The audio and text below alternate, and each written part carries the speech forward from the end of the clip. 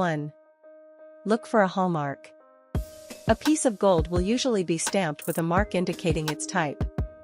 A stamp of GF or HGP indicates that the piece is gold-plated, not pure gold. In contrast, a pure gold piece of jewelry may show a 24K or other marking indicating fineness. Hallmarks are usually located inside the band of rings or near the clasp on necklaces. However, be aware that some hallmarks can be faked. This is why it's important to use a mark as only one of many indicators of authenticity. The hallmark may be very small. You might even need a magnifying glass in order to see it clearly. 2. Look for fading around the edges of the piece. Turn on a bright light or lamp. Hold the piece close to the lamp's light.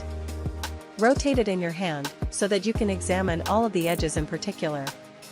If you see that the gold appears faded or worn away at the edges, then it's likely wear on the plating. This means that piece isn't pure gold. 3.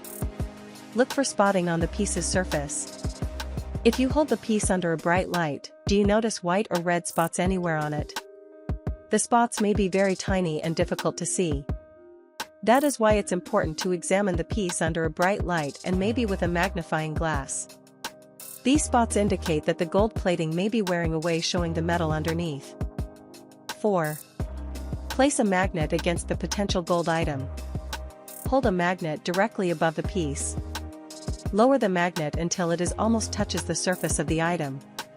If you feel as if the magnet is being drawn or pulled downward, then the item is not pure.